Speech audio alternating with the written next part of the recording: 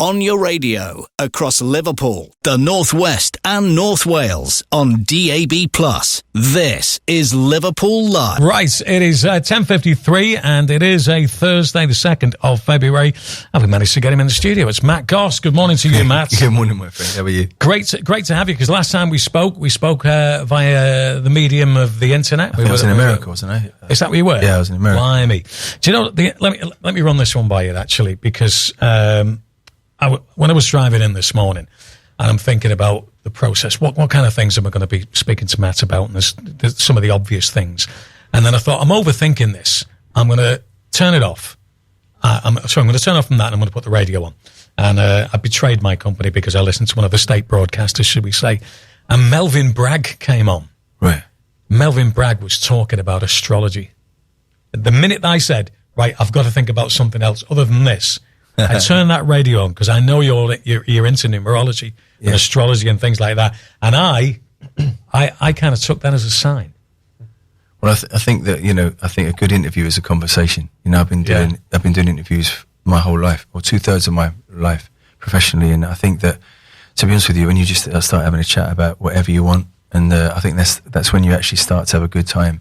I think if it feels like an interview, it's a Q&A then, isn't it? You might as well just tick the boxes. But for me, in regards to like numerology and stuff, I'm into it in the fact that like my life path number is 8, and I'm very connected to numbers, Right. And I'm a bit like Rayman. If I see a sign or a number plate in front of me, I'll immediately know what that adds up to, letters, but right, the associated number to that letter, and it's just interesting. Oh, from a numerology point of view, you know what it is. Yeah. I bet you're one of these people. This sounds crazy. When I'm indecisive, right, and I'm driving along and I'm thinking, right, should I do this? Give me an answer, and I look for something that either says no or yes. It could be a number plate, right. And things like that. So I'm glad that you think that. You're not so much in that situation, but you kind of make a connection with it, because sometimes I'm thinking, do I need help? I think for me, is I think over the years where I am now, I am completely free of all of that. I'm just like, if I want to do it or if I feel it, I go for it, because I feel a lot of this stuff is fear-based, and I think if we can remove fear, and that's coming back to the UK, I want to be one of those people that really that does encourage optimism, and we're all going through stuff, everyone goes through stuff. But if you live in an optimistic place, I think that life somehow starts to feel more magical. Not just for yourself, but if you really lift up your mates up and don't be competitive with them, there's no jealousy culture. Just, all my mates are the first men on the moon. You know what I mean? Like, I just big up my mates, so I don't feel the need to compete with anyone that I love. Yeah. And just, I think it's important. Well, let's go back to Lewisham then, shall we? Yeah. Well, long time ago. Sorry, I shouldn't have said that. But Lewisham, what was it like, you and your brother growing up in Lewisham? What was it like? We were born in Lewisham. We didn't grow up in Lewisham. We were born in Lewisham Hospital, alongside with apparently Roger Moore, which is all right. That's my claim to fame. Yeah, I take it you lived in the area. You didn't grow up with Roger Moore. Apparently he's I think there is a similarity between us. I should talk to my old man about that. But that's a great scoop. That the Daily Star will have that one. Roger Moore is Matt Goss's dad. Yeah. Side note: I did go on his boat in Monte Carlo once, and his boat was called Bumblebee, and it was black and yellow. But no, we grew up all over. We moved about 11 times. 10 times too many. But I would say the place that really felt like home to me was Camberwell, where my granddad, he was a gunner in the Second World War, my Aunt Sally, my beautiful mum, my wonderful brother, and it was just a house, little, very modest duplex, 2-bedroom, very, very small little gaff, as we call it, and just full of love, full of roast dinners, white pepper, lots of music, everyone from Mel Torme, Frank Sinatra, to Stevie Wonder, to Free, Cream, all this brilliant, great household of music. And then, we had nothing really, but we felt like the richest kids in the world. And I think that's really why I love kindness. I love people, and being home, I've been treated like family coming home. And I, frankly, after losing so much, certainly people I love in my life, I've been very grateful for the way that the British public treat me. Yeah. And I needed it. I needed that kind of sense of reassurance, I guess. And this music that you were surrounded by, I mean, did your mum, who you speak highly of there, did she pick up on the fact you said, that the boys seem to have some kind of leaning towards music? Is it something that she encouraged? How did it develop? Yeah, well, my father left my mother when we were around just around 5 years old. So my mum was faced with bringing up two boys, and my dad recently admitted, he said, "Look, I've got to be honest with you, son, I don't think I would have let you be a musician." But the bravery of my mum, and then later my stepfather Tony, it amazes me that they could see that we were so driven with music. And we were in our first band when we were 12. And I think that, my dad had a beautiful voice, and my mum and dad were in a band, a pub band. And my Aunt Sally, stunning voice, granddad, as I said, Mel Tormain, Nat King Cole, Sinatra.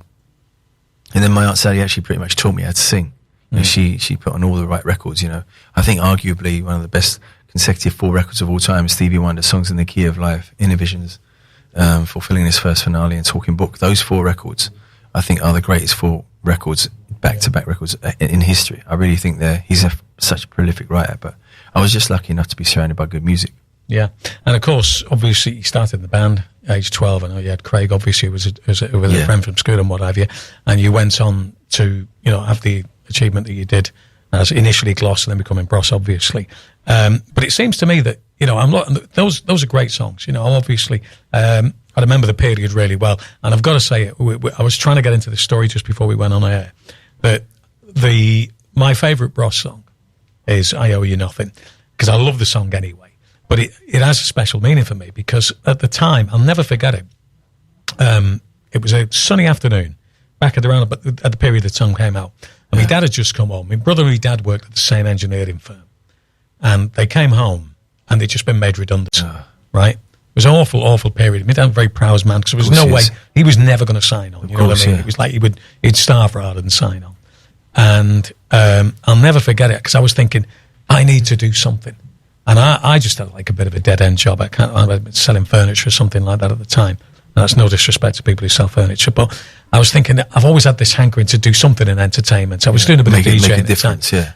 And that song, I heard that song, and that song made me want to do something. This is a true story, this. It made me want to do something, because there was something about that song.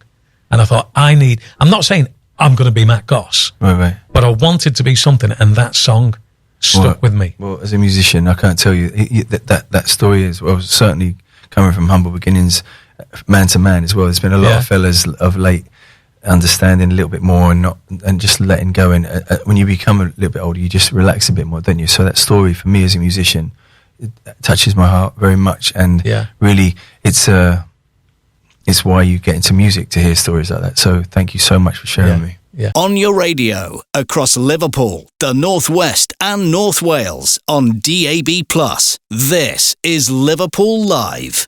Yeah, welcome back. A couple of 7 minutes past 11 it is on a Thursday. Matt Goss is with me in the studio, accompanied by Mark as well, who is the man charged with providing the music, I'm led to believe. Morning to you, Mark. Good morning. How are you? Listen, just one of these, Mark comes in, obviously, we had the arrangements to interview Matt, and then I have a conversation with you, casually just mentioned that he was in Simply Red, amongst other bands, and you've been in the business for 40 years. Yeah, I'm older than I look. No. Much older. Well, he'll never be as old as he looks. Yeah.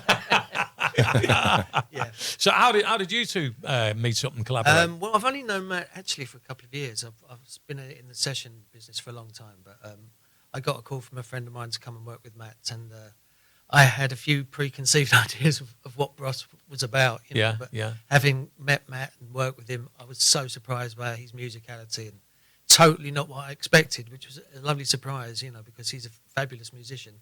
So it was a great surprise to work with who I thought was just a pop person, but he's actually... There's a man with a bit of musical heritage, to hear stuff like that must make you feel pretty good about yourself. It does. I mean, it's an honour when people... I respect people like Mark greatly, great musician, but I think also being a multi-instrumentalist myself and being able to play... Usually, I was meant to bring my guitar, but we we forgot it, didn't we?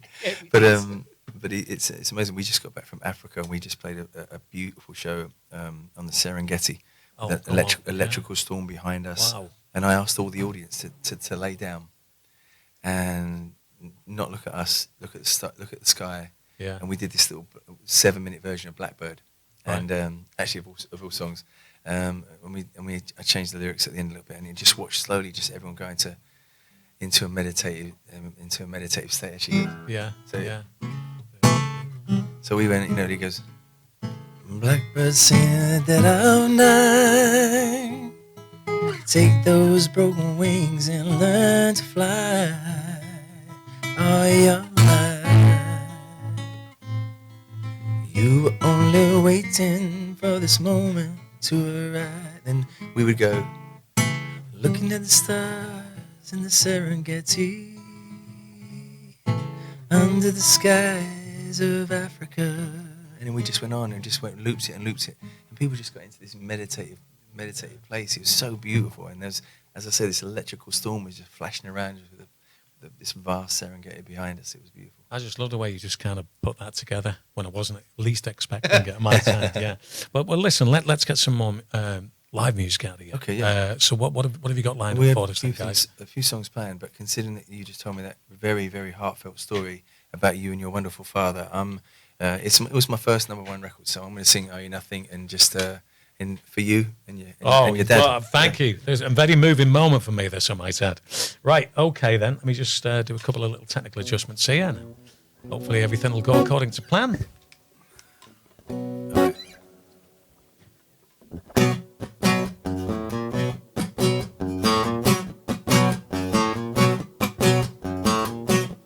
I watch you crumble like a very old wall, yeah. I see you stranded. It took me for a fool. I'll have my revenge, ooh, yeah. 'Cause I owe you nothing at all. I owe you nothing at all. I owe you nothing at all. Oh, nothing at all.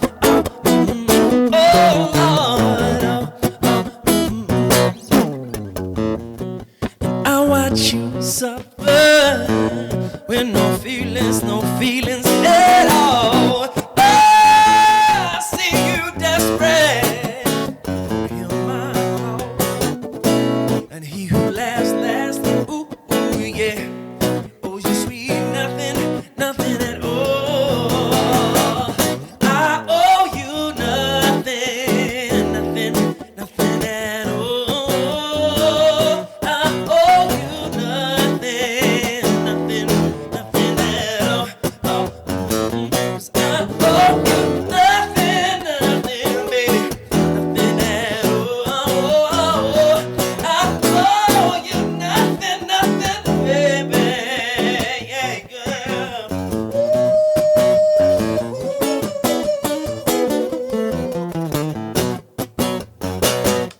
Oh, come on. What about that? That was absolutely amazing. You know, listen, I'm not. You're not in like one of these live lounges or anything here. I mean, we've got a mixer, the basics in here, and you just made that equipment sound amazing. So well done, guys, which is marvelous. Yeah, so you feel your lungs for that one. Yeah. Now listen, we've just been listening to the song, your first #1 there. It's probably one of the most. I mean, When Will I Be Famous is obviously up there. Cat Amongst Pigeons, that's obviously up there, associated with the band. So to make that massive jump. Yeah, Seemingly massive jump between what you did then to what you're doing now, because you're in Las Vegas. You spent a lot of time in the States, and you're kind of treading in the footsteps of old Blue Eyes himself, Frank Sinatra. You're on the Vegas Strip. How did that transition come about? I think that it was just one of those moments where the director of entertainment from one of the hotels saw a video I did called Evil, and then they said, "We want you to come to our." Sorry, it's a bit loud. Is it? Oh, sorry. Yeah. There you go. So he said, "We want you to come to our casino." And he says, "When do you want to meet?" He said, "Tomorrow." He says, "Can we fly you in?" I'm like, "Okay." I flew into Las Vegas, met with the entertainment director and also one of my dear friends and somebody I truly respect, George Maloof. But then was one of the private owners of a casino. So him and his family owned the casino. Well, the rest are kind of owned by corporations. And had a great meeting. A couple of days went by. I went back to Los Angeles And I then got a call from Michael, the director of entertainment, and he goes, listen, I just want to call you and just say we're still working on the deal. It's going to be great. And I said, look, if I don't get this, I've flown there. I will take your watch off you, because you probably promised me a watch if I wasn't. if the deal didn't happen, he'd give me his watch. Right. So anyway, 2 days passed. He calls me. He said, I've got good news and bad news. I said, give me the bad news. He said, you're not getting my watch. Welcome to Las Vegas. And then love it. I would crack my curtain at the Palms, as much as I love the Palms, and I'll always be grateful for my start. I always said I crack my curtains in my suite, looking at Caesar's Palace, and I said I want to play at Caesar's Palace in my mind. Anyway, 9 months later, Caesar's Palace then quote unquote stole me from the Palms, and then 11 years later, I was the residency, and I'm just so proud of what I learned in Las Vegas and the friends I made in Las Vegas, and just it's an incredible thing, as you say. Born in Lewisham Hospital, humble beginnings, and then you see your billboards and the reviews, and having your own showroom called the Gossy Room. Wow. Many people, a lot of people from Liverpool as well, would often come and see me in Las Vegas. But I'm very proud. I learned a great deal, to burn your ego, and you are there to entertain. And a lot of people. Where does that rank then, in terms of when you first hit the scene back in the 1980s to be in there? Is there a comparison? Yeah, I mean, listen, still being the youngest man in history to headline Wembley Stadium. Wow. That's in my DNA. That gig. That's always the thing when I feel nervous. I'm like, Matt, you've headlined Wembley Stadium. So, but then close second is gigs like I say in the Serengeti and stuff like that, and playing for Joe Biden, like the President of the United States, and Muhammad Ali and things like that. But Las Vegas taught me more, I would say, than any experience, because you have to learn to really know that many people are not fans of Matt Goss that come to see my show in Las Vegas. They just inherently know, I think, that it's going to be a good show, and they want a night out. And then maybe they become more interested in what I do, and maybe not a fan, but just interested in. But that's what I'm hoping, that when I play Liverpool and play the surrounding areas and just play this country, that I can play more often every year, because I know exactly what I'm doing, and I know how to lift people's spirits, and because that is important to me. Lifting people's spirits is very important to me. Yeah. Do you know the thing, coming back to the kind of Frank Sinatra stuff, I know that's probably a very narrow term to use, because it wasn't just Frank Sinatra. It's Sammy Davis, who you've met. I know you met Frank as well. Dino, all of these people. Joey, I was going to say Joey Essex. Joey, what was his name? Lawrence. The other, the guy who was the Rat Pack member. Joey, can't think of his name. So it's Sammy Dean and Frank, I think, is the... They're the main one, but there was because Peter Lawford was in there as well, And the one thing, when you get these, there's a lot of people who, kind of pay on. Jerry Lewis came to my show as well. Really? Not to sideline. He was friends with Frank, and to have him in my show, and his wife Sam, and to actually get to know Jerry. And then when Jerry Lewis passed away, his wife gave me some of his tuxedo shirts and his bow tie and stuff. And it's a real honour. Yeah, I feel very honoured. This is the thing, because people love that music. The swing stuff kind of had a renaissance, say 20 years ago or something like that. And a lot of people who do the cabaret circuit, that they'll do like the tribute to the Rat Pack and that. But I think that the music is one thing. But I think it was what else went on with the scene with the Rat Pack. All the kind of persona, the camaraderie, the persona, the walking on with the drinks cabinet, and they're going through it, and it's like I take my wife, all that kind of stuff that they used to. Well, I love my all show. that. A third of my show is laughter. Like a third of my show, because I rib my audience so hard. Like I really give my audience a hard time, because we get them. We throw quite a lot of tequilas and drinks at my audience. Yeah, because I like we this. definitely and your band. What's that? And your band. And on the band get it as well. Really? Wow. Yeah, it's definitely a hang. I mean, I'm proud to be a man. I'm proud to be one of the lads, because I think sometimes women think we're a lot more complicated, but when you're hanging out with the boys, it's just simple, and it's really fun. And what I loved about the Vegas show, there was a lot of swagger. Fellas got dressed up and came to see the show. They brought their wife or their future ex-wife, and just it was just a lot of fun.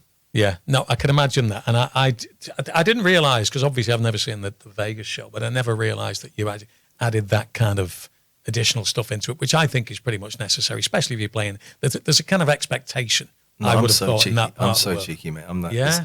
Yeah, this is radio, so I can't go into exactly all the stories, but it's definitely a, you know, when you come and see me live, and the tour I'm doing is that it's, you know, I'm bringing a 15-piece big band, and it's not just swing, and the Royal Philharmonic Concert Orchestra. So for me, there is a responsibility, not just for me, but also your listeners. Like, we've got to keep live music going, and I, you know, I've priced the tickets absolutely accordingly so that people during this time can be included. I'm very conscious of those things, you know. And what about, I mean, listen, you were talking about all these incredible things at Serengeti, Wembley, Vegas, obviously now. And you think to yourself, well, how do you top that? What do you take it up to? Where's the next level going on this? Does comedy feature in there? And who are your kind of comedy idols? Well, you know what? There's so many comedy idols, from Richard Pryor to, I mean, Eddie Murphy when I was a kid. I think like the two Ronnies when I was growing up, was really little, and just Only Fools and Horses, which again we were lucky enough to be part of two episodes of Only Fools and Horses. Oh, I didn't know. I probably did, but it's been confined to the annals of my mind. There, when was that one? It was funny. There was the shortest one was when, well, one of them was when Del Boy told Rodney he had to go on a cruise, with a bros and be a brosette, and then the other one was when Rodney had all this stock. He said, and Del Boy, and so Rodney was like, "What's up, Del Boy?" He says, I'm so stressed. He said, I've got all this merchandise I've got to sell. And he goes, what is it? He goes, and Nelson Mandela just got out of prison, and it says free Nelson Mandela. So he said, how am I gonna?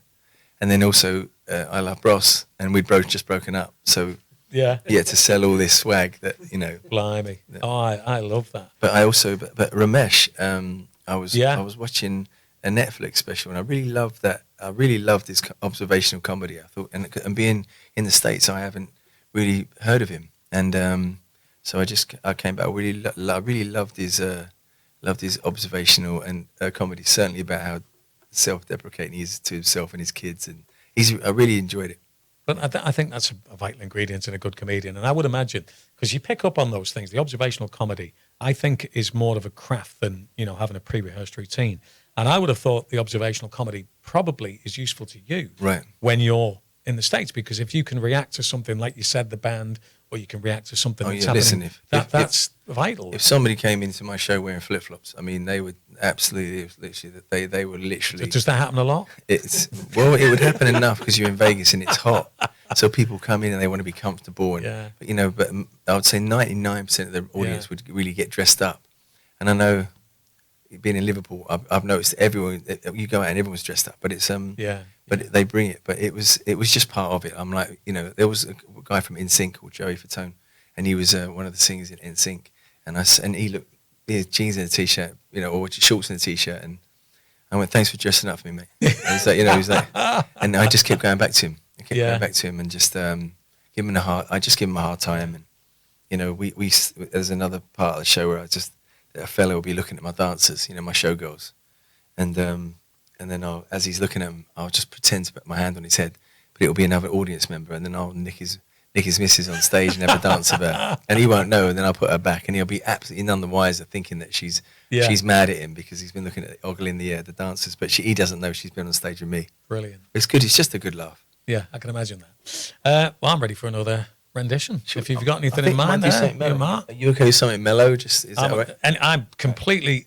Because this is a song that my granddad used to sing to me, and in Camberwell, and he used to sing this song to me, and it's just the simplest piece of wisdom, and it just makes me think. You just kind of make me feel nostalgic. So I just... Okay. Right. Yeah, you're listening to Liverpool Live, and Matt Goss is my guest in the studio, and he's about to perform live for us again alongside Mark. Thank you very much.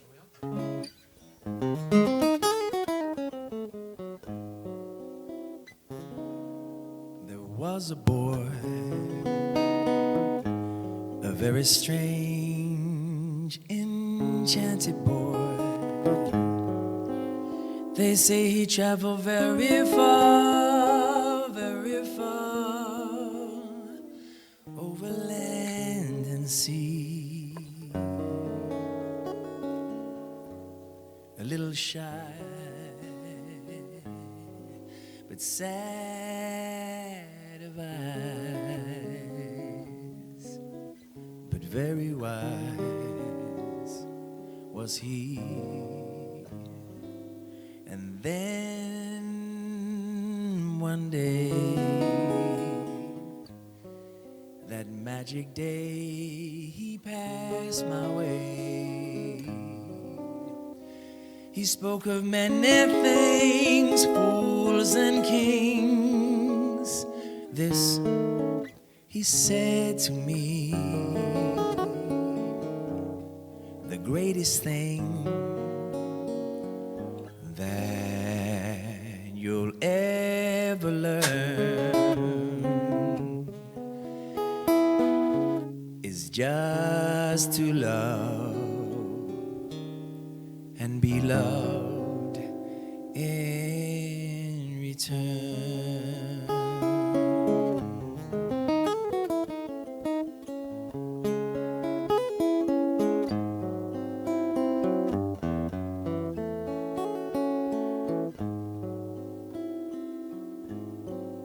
The greatest thing that you'll ever learn is just to love and be loved in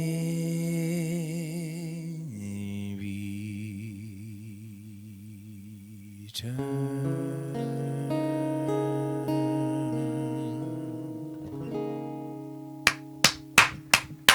Wow. Do you know, I'm going to be quite blunt here, Matt. I didn't think you were that good.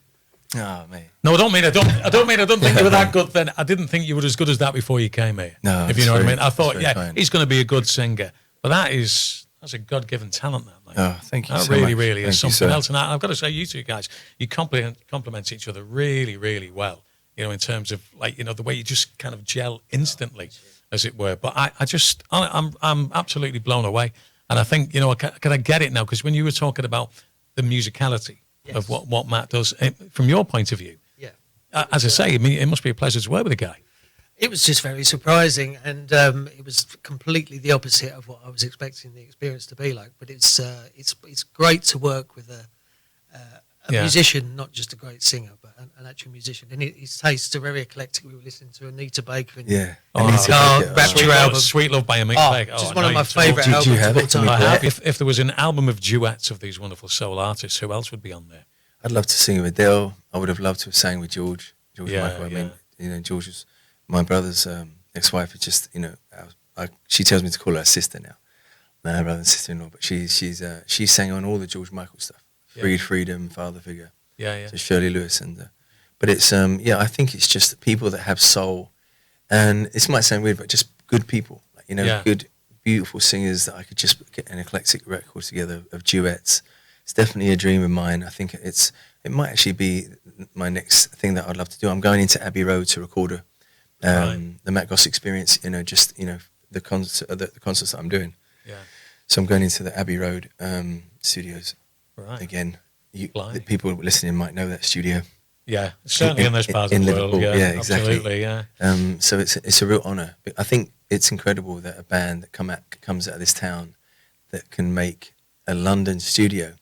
It's kind of it's Liverpool. You know, it really is. It's an incredible power that band had, and you go there and you just pray that you can feel that energy in there. You know, it's incredible. I always think in the 80s, despite perhaps maybe some of the fashion trends, was a tremendous decade. Maybe it might have just been the fashion I was wearing, but it was a great period. Musically, it was a great period, and I feel as though perhaps maybe in a lot of cases now, you know, you'd walk down the street and you could look at the way somebody dressed in the 1980s, and you knew what kind of music they were into. Right. It doesn't necessarily be too obvious these days. Yeah. But if there were a musical period, somebody said, right, okay, you're going to be a musician at any period in time you could go back to, where would it be? Such a beautiful question. Obviously, I would love to see Frank and Elvis and Ella Fitzgerald. But as an entire period of music, I would have to say probably the 60s. Yeah.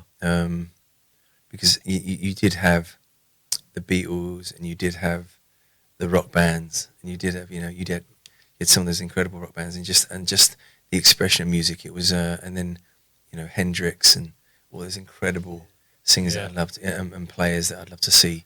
I think for the swagger that we were talking about before, to be able to be part of the Rat Pack and hang with those boys and just have a good laugh. And but you don't necessarily have to go across the Atlantic to get it, because I'm good friends with Stan Boardman. Stan's been on the show many times, and I got to know some people might say these guys are out of vogue, like see Bernard Mannings and what have you from years by. And I understand that kind of material.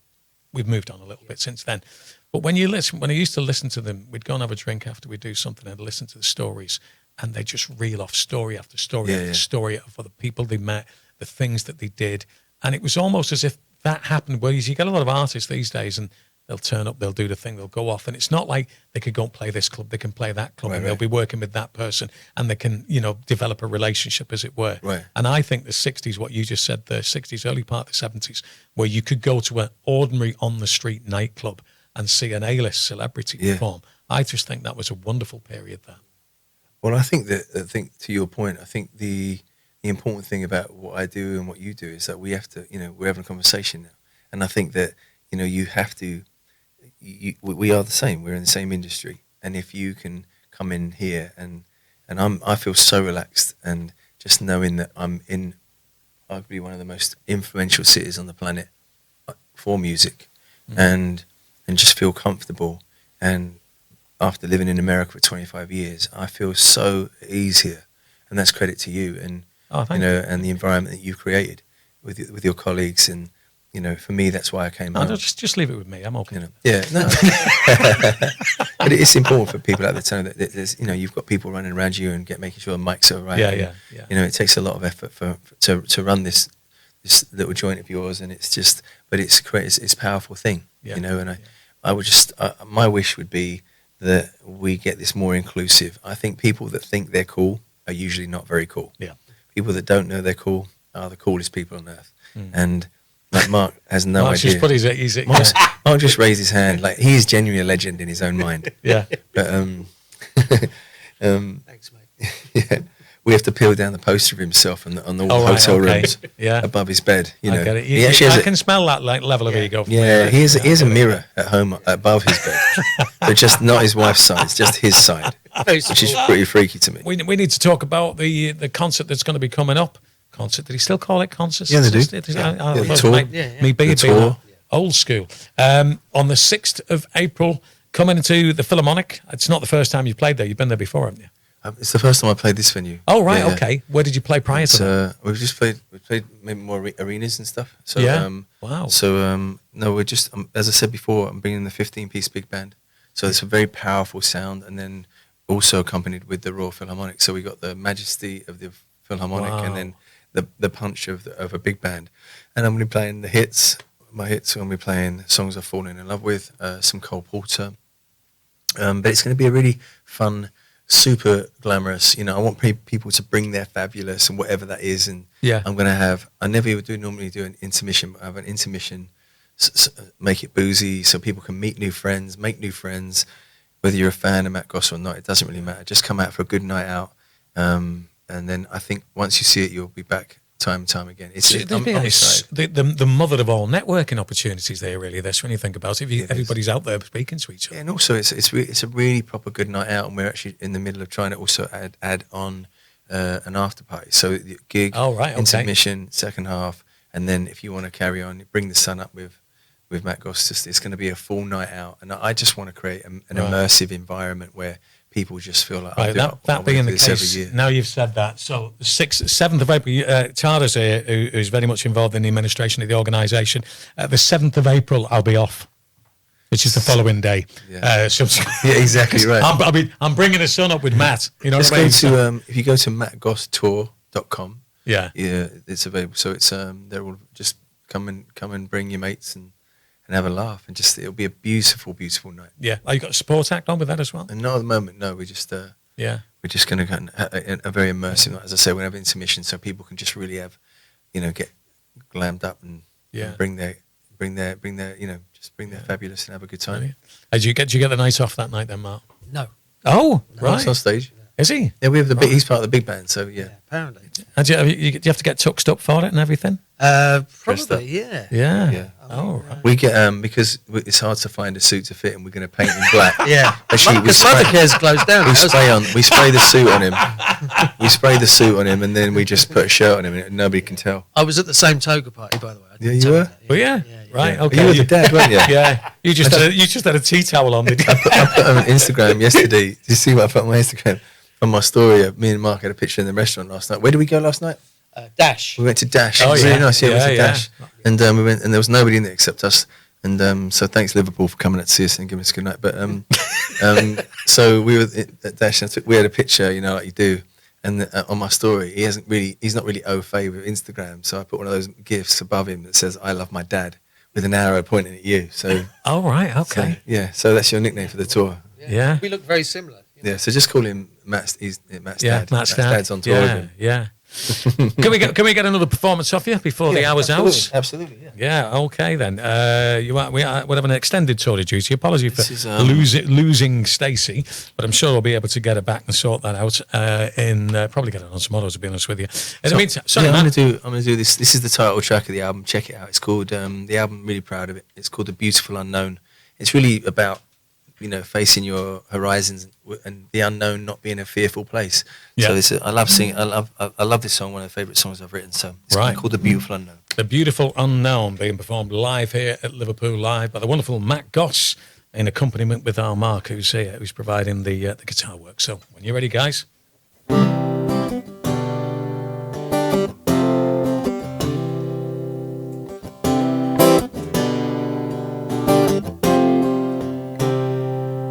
I've been walking down Broadway, thinking about making new memories, and everything in me is falling into pavement cracks. This stranger's hand that I'm holding, I can't explain the connection.